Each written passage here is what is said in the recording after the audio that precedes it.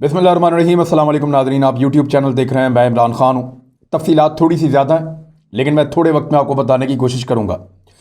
शेख रशीद अहमद को इमरान खान साहब ने वज़ीर दाखिला पाकिस्तान क्यों बनाया, एक बड़ा सवाल है। इस सवाल के सारे लोग अपने अपने तौर पर जवाब दे रहे हैं। पाकिस्तान का मीडिया बड़ा सतही अंदाज में बुनियादी सी चीज़ों को देख के या करंट अफेयर को देख के ये एनालिसिस कर रहा है कि शेख साहब को क्यों लगाया। कोई उसकी गहराई में नहीं जा रहा, कोई ये जानने की कोशिश नहीं कर रहा कि खित्ते में क्या चल रहा है और होने क्या वाला है। ये चंद चीज़ें हैं जिनकी वजह से शेख रशीद अहमद को वज़ीर दाखिला पाकिस्तान का बनाया गया है। मैं आपके सामने रखता हूँ, ये मैंने सोर्सेज से इंफॉर्मेशन हासिल की है और कुछ फैक्ट्स हैं शेख साहब के हवाले से मैं आपके सामने रखता हूँ। हो सकता है आप शेख साहब के कोई बहुत बड़े फ़ैन ना हो सकता है आप शेख साहब को पसंद करते हो सकता है आप उनसे नफरत करते हो, लेकिन शेख साहब एक रेलिवेंट आदमी हैं, उनको इररेलिवेंट आप नहीं कर सकते। तो अब मैं आपके सामने कुछ फैक्ट्स रखता हूं कि इनको क्यों बनाया गया। देखें, इससे पहले ये अफवाहें आती रही हैं कि शेख रशीद अहमद साहब को वजीर इत्तलात बनाया जाएगा, और बार बार मीडिया को ये लगता था, मीडिया को ये लगता नहीं था, मीडिया की ये ख्वाहिश थी शेख रशीद अहमद वजीर इत्तलात बन जाए, क्योंकि जब वो वजीर इत्तलात बनेंगे बहुत ज़्यादा मुतहर्रिक हो जाएंगे, मीडिया के साथ उनके ताल्लुकात अच्छे हैं, कुछ मीडिया के हालात भी बेहतर हो जाएंगे, और कुछ पाकिस्तान तहरीक इंसाफ की जानिब से एक बैलेंसिंग फैक्टर के तौर पे एक शख्स ऐसा आ जाएगा जो काउंटर करेगा। हर सवाल का जवाब उसके पास कम से कम मौजूद होगा या कोई वजह मौजूद होगी। लेकिन शेख साहब नहीं बने, अब उनकी तैनाती होगी है। ये तैनाती क्यों हुई, इसका फ़ायदा या नुकसान क्या हो सकता है, और क्यों इस तकर्री को पाकिस्तान तहरीक इंसाफ की हुकूमत का मास्टर स्ट्रोक कहा जा सकता है। मैं एक एक करके सारे पॉइंट आपके सामने रखता हूं। नंबर एक, तो जो पाकिस्तान का मीडिया कह रहा है वो ये कह रहा है कि पीडीएम की एक तहरीक चल रही है, उसको काउंटर करने के लिए शेख रशीद अहमद साहब को वजीर दाखिला बनाया गया। उनको मारकुट लगानी है, उनके साथ सख्ती करनी है या उनके ऊपर चढ़ाई करनी है, तो इसलिए उनको लगाया गया। मेरे ख्याल में एक छोटी वजह है जो बयान की जा रही है, बहुत छोटी मामूली वजह है। और किसी भी हार्डलाइनर को अगर शेख रशीद अहमद साहब की यानी किसी को और को बना सकते थे इमरान खान साहब।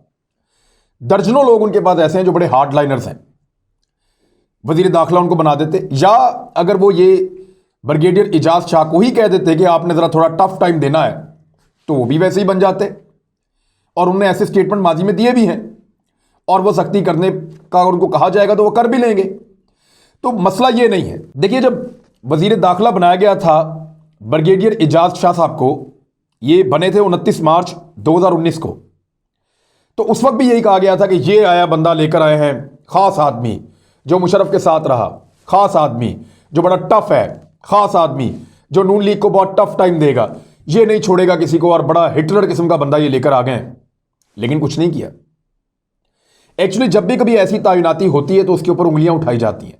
अब शेख रशीद को लेकर भी इसी तरह की जुमलेबाजी की जा रही है जैसे ब्रिगेडियर इजाज शाह को लेकर की गई थी। ब्रिगेडियर इजाज शाह साहब भी जब आए थे तो यही कहा गया था कि ये अपोजिशन को टफ टाइम देने के लिए आए हैं। अब शेख रशीद आए हैं, अब भी यही कहा जा रहा है कि ये अपोजिशन को टफ टाइम देने के लिए आए हैं। कोई और भी आता तब भी यही कहा जाता कि ये अपोजिशन को टफ टाइम देने के लिए आए हैं। लेकिन ऐसा नहीं है कि वो बिल्कुल ही इससे इररेलेवेंट रहेंगे। इस मामले में मेरे ख्याल में ब्रिगेडियर इजाज शाह से बेहतर अपोजिशन को शेख रशीद टैकल कर सकते हैं, इसमें कोई दूसरी राय नहीं है। ब्रिगेडियर इजाज शाह साहब बीमार भी रहे हैं, उतने एक्टिव भी नहीं हैं, उनका हार्ट का बड़ा सीरियस मसला रहा है, तो मेरे ख्याल में वो उतने इफेक्टिव नहीं थे।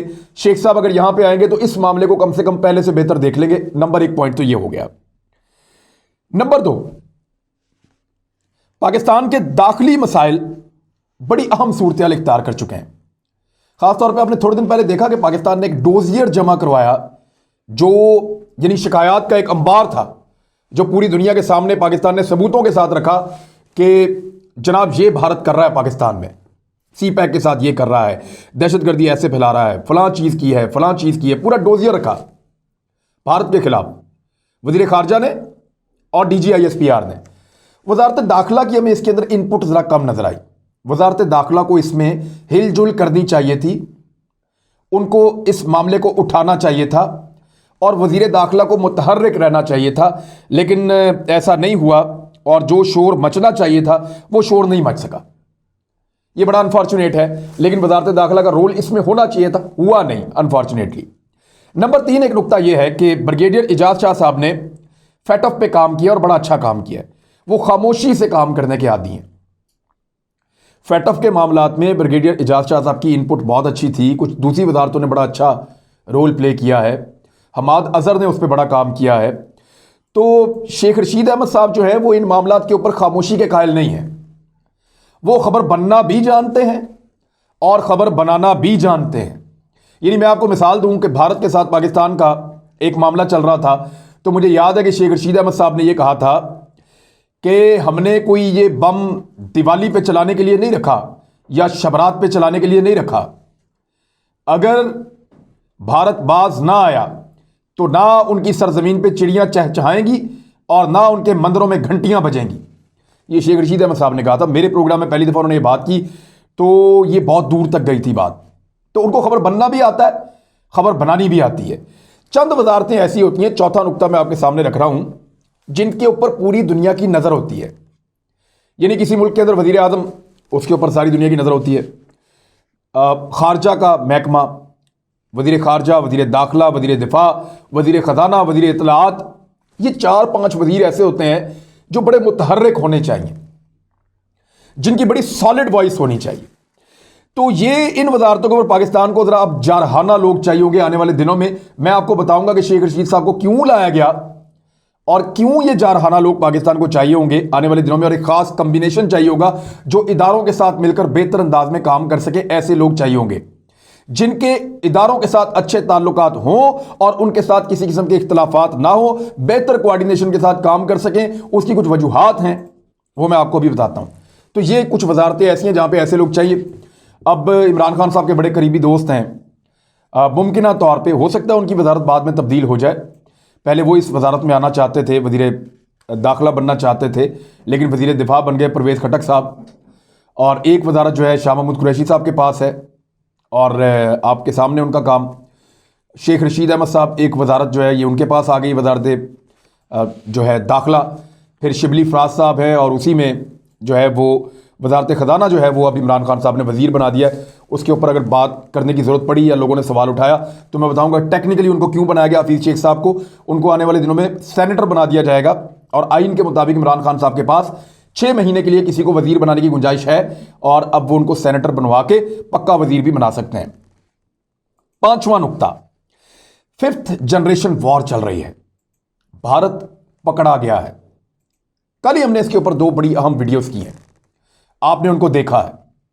श्रीवास्तव ग्रुप, इंडियन क्रॉनिकल्स, ये वो सारी चीजें हैं जो पाकिस्तान के खिलाफ एक पूरा प्रोपेगेंडा चल रहा था और पाकिस्तान को पूरी दुनिया के सामने गंदा करने की कोशिश की जा रही थी।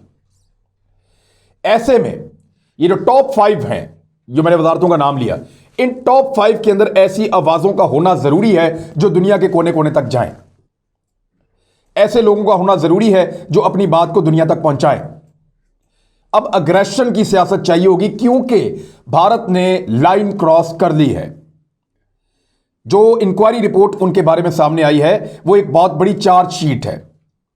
उस चार्जशीट के साथ और जो डोजियर पाकिस्तान ने जमा करवाया, उस डोजियर के साथ पाकिस्तान भारत को दुनिया के बेशुमार प्लेटफॉर्म्स के ऊपर नंगा कर सकता है, भारत के लिए मुश्किल हालात पैदा कर सकता है। और इस वक्त पाकिस्तान को ऐसे वज़रा की ज़रूरत है जो फ्रंट फुट पे आके इन चीज़ों को टैकल करें, इन चीज़ों को डील करें, क्योंकि ये पाकिस्तान के दाखिली हालात के अंदर भी मुदाखलत करते हैं। यानी बलूचिस्तान के बारे में प्रोपेगेंडा करेंगे, जो अलहदगी पसंद तहरीकें बनाई हुई सो कॉल्ड, जिनका ज़मीन पे कुछ नहीं है, बाहर मुल्क में रहते हैं, कभी कभी अफगानिस्तान से आकर हमले करते हैं, उनके बारे में प्रोपेगेंडा किया जाता है। तो पाकिस्तान की इंटरनल हालात को किसी और तरह दुनिया के सामने पेश किया जाता है। हमें वो सारी पिक्चर दुरुस्त तरीके से पाकिस्तान की पेश करनी है। और एक ऐसा सीनियर आदमी जो आधा दर्जन से ज़्यादा मरतबा वजीर रह चुका है मुख्तलिफ वजारतों के ऊपर, जो लगातार कई दहाइयों से जो है वो मेंबर कौमी असम्बली चला आ रहा है, जब ये बंदा जाकर दुनिया को बताएगा तो फिर उसकी बात के अंदर वेट होगा। जनाब, मैं खुद विटनेस हूं,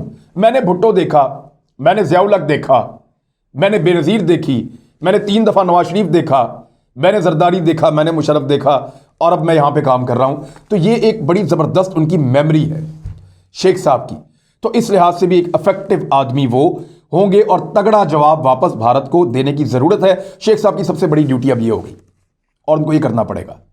और मेरे ख्याल में उनसे यही एक्सपेक्ट किया जा रहा है और इसीलिए उनको लाया गया है कि भारत को टैकल करना, भारतीय प्रोपेगेंडा को टैकल करना इस वक्त सबसे इंपॉर्टेंट है, खासतौर पे पाकिस्तान के अंदर जो चीजें चल रही हैं उस हवाले से। छठा नुक्ता बड़ा इंपॉर्टेंट है और यह नुक्ता एक ऐसा है जिसकी वजह से शेख रशीद अहमद को अमेरिका के ह्यूस्टन एयरपोर्ट के ऊपर रोक लिया गया था। 5 घंटे तक 2012 में इनको वहां खराब किया गया, डिपोर्ट किया गया। फिर इनको फजाई रास्ता नहीं देता था अमेरिका, जैसे एक दौर में सऊदी अरब इसराइल को फजाई रास्ता नहीं देता था, अरब ममालिक इसराइल को फजाई रास्ता नहीं देते थे। ऐसे ही शेख रशीद अहमद को कनाडा जाना है तो अमेरिका अपना फजाई रास्ता नहीं देता था। तो ये उनके साथ सूरत हाल हुई। बाद में पीपल्स पार्टी की हुकूमत थी, आपको पता है, वो शिकायत भी उतनी कर सकते हैं। शेरी रहमान ने बात उठाई थी लेकिन किसी ने सुनी नहीं। जो वजह बनाई गई वो ये थी कि शेख रशीद अहमद साहब के मुजाहिदीन के साथ बड़े अच्छे ताल्लुकात हैं। देखिए, मैं आज फिर आपको कह रहा हूं कि मुजाहिदीन में और दहशतगर्दों में बहुत फर्क है। मुजाहिदीन में उनको कहता हूं जो अपने वतन के लिए, अपनी आज़ादी के लिए, अपने हुकूक के लिए लड़ते हैं, और दहशतगर्द में उन्हें कहता हूं जो दूसरों के टुकड़ों पे पड़ते हैं और अपनों के ऊपर हमले करते हैं। तो शेख रशीद अहमद साहब इस फर्क को बड़ी बारीकी से समझते हैं और उनके मुजाहिदीन के साथ बड़े अच्छे ताल्लुकात हैं। उन लोगों के साथ जो पाकिस्तान दिफा कौंसिल के लोग थे उनके साथ बड़े अच्छे शेख साहब के ताल्लुकात हैं। वो फर्क जो कल तक अमेरिका को समझ नहीं आ रहा था, अब उनको भी समझ आ गया है कि यहां मुज़ाकरात करने पड़ेंगे, यहां बात करनी पड़ेगी। ये तो आज़ादी की जंग लड़ रहे हैं, ये तो खत्म ही नहीं होगी। ये कौन से दहशतगर्द हैं जिनको मारा जा सकता है? ये कौन से टेररिस्ट हैं, कोई ऑर्गेनाइजेशन है जिसको हम खत्म कर देंगे? भाई ये आज़ादी की जंग लड़ रहे हैं, ये नस्लों के साथ लड़ते रहेंगे। या तो एटम बम मार के सारा जीरो कर दो, दोबारा लाके बसा लो, वो तो हो नहीं सकता। तो फिर अमेरिका को अब ये समझ आ गया फर्क जो शेख साहब को पहले से समझ आया हुआ था। तो मुजाहिदीन के साथ उनके ताल्लुकात अच्छे हैं और वो ताल्लुकात अब हमें मजीद बेहतर बनाने होंगे क्योंकि भारत एक शरारत करने वाला है। सातवां नुक्ता मेरा ये है, सातवां नुक्ता यह है कि भारत के साथ पाकिस्तान का एक एडवेंचर होने वाला है और भारत वो करने वाला है। पाकिस्तान की इंटेलिजेंस रिपोर्टें इसके ऊपर मौजूद हैं। सिक्योरिटी पाकिस्तान की हाई अलर्ट की जा चुकी है और इंडिया के साथ पाकिस्तान का और चीन का फड्डा किसी भी वक्त हो सकता है। और ये अब अगर ये लड़ाई लगती है और अब अगर ये लड़ाई होती है तो ये फैसला कुन लड़ाई होगी और इसमें एक बेहतर कॉम्बिनेशन चाहिए जो टैकल करे इस सारे मामले को और प्रोपेगेंडे का जवाब भी दे और बैनुल-अक़वामी सतह के ऊपर और कौमी सतह के ऊपर इन चीज़ों को उठाए और जिसके बड़े अच्छे ताल्लुकात हों उन तमाम ग्रोहों के साथ जो पाकिस्तान की हिफाजत के लिए अपनी जान कुर्बान कर सकते हैं, जो कश्मीरियों की आज़ादी के लिए अपनी जान कुर्बान कर सकते हैं। तो शेख साहब के तो ताल्लुकात बहुत अच्छे हैं ऐसे लोगों के साथ। मैं आपको फिर कह रहा हूं कि दहशतगर्दों में और मुजाहिदीन में बहुत फर्क है। आज़ादी के लिए लड़ने वाले और लोगों की आज़ादी को कुचलने वाले ये दो अलग अलग लोग होते हैं। दहशत फैलाने वाले और दहशत हटाने वाले अलग अलग लोग होते हैं। मैं मुजाहिदीन की बात कर रहा हूं जो नजरिया पाकिस्तान के हामी हैं। मैं उन मुजाहिदीन की बात कर रहा हूं जो भारत के हिंदुत्व नजरिए को टुकड़ाते हैं, जो ये सोचते हैं कि यहां बसने वाली तमाम कौमियतों को आज़ादी के साथ जीने का हक है। तो शेख साहब के उनके साथ अच्छे ताल्लुकात हैं। आने वाले दिनों में जब भी पाकिस्तान की भारत के साथ किसी किस्म की कोई भी झड़प हुई हो, कोई भी हालात खराब हुए हों, तो लाखों ऐसे वॉलंटियर्स हैं जो चाहते हैं कि उनको सरहदों पे भेज दिया जाए और वो गयूर पाकिस्तानी जो है वो मुकाबला करते हैं। तो शेख साहब के ताल्लुकात जो है वो इन मामलात में बड़े शानदार हैं और इन मामलात में उनके स्टेटमेंट भी बड़े दबंग होते हैं और ऐसे वजीर दाखिला का उस वक्त पाकिस्तान में मौजूद होना शायद ज़्यादा बेहतर होगा। अब ये तो वक्त बताएगा शेख साहब ये काम कर सकते हैं या नहीं, ये वक्त बताएगा कि शेख साहब अपनी ड्यूटी को कितना अच्छा सर अंजाम देते हैं या नहीं। लेकिन हमें एक ऐसा वजीर दाखिला चाहिए होगा जब भी हमारा भारत के साथ फड्डा हो रहा होगा जो फ्रंट फुट पे रहे, जिसमें अग्रेशन भी हो, जिसमें समझदारी भी हो, जो प्रोपेगेंडा का जवाब भी देता रहो और जिसके पास तजर्बा भी बहुत लंबा हो। तो शेख साहब का तजर्बा तो मेरे ख्याल में पूरी पीटीआई के पास इतना नहीं है जितना अकेले शेख रशीद अहमद का तजर्बा है। तो ये थी शेख रशीद अहमद साहब को लाने की 7 बड़ी वजूहात, जो कुछ मुझे इंफॉर्मेशन हासिल हुई, कुछ फैक्ट्स मैंने आपके सामने रखे। अब ये चीज़ें आप अपने दिमाग में रखिएगा। सिर्फ एक वजह नहीं है कि पीडीएम को दबाना है। पीडीएम को दबाना तो मुराद सईद को बना दें आप वजीर दाखिला, वो अकेले ही दबा लेगा। पीडीएम को दबाना है तो आपको कोई थानेदार टाइप आपको कोई चाहिए वजीर दाखिला, वो उनको दबा लेगा। ऐसा मामला नहीं है। पीडीएम को अगर आपने दबाना है तो शेख उमर है लाहौर में डीआईजी, उसको कहीं निकले ही ना, वो निकलने ही नहीं देगा। मामला ये नहीं है, मामला इससे बड़ा है और मामला इससे आगे का है। आने वाला वक्त बड़ा इंपॉर्टेंट है, बड़ा अहम है इस पूरे खित्ते के लिए। चीन ने कुछ नई चीजें की हैं, कुछ नए लिबास और कुछ नए हथियार भेजे हैं। एक वीलॉग मैं करने वाला हूं उसके ऊपर डिटेल के साथ, वो आप अगला वीलॉग देखेंगे। अब तक के लिए इतना ही। अपना ख्याल रखिएगा, अपने इस चैनल का भी, और शेख साहब से जो हमारी उम्मीदें हैं अल्लाह करे वो पूरी कर सकें, क्योंकि यहाँ बहुत सारे लोग ऐसे हैं जो उम्मीदों पे पूरे नहीं उतरे। अल्लाह हाफिज़।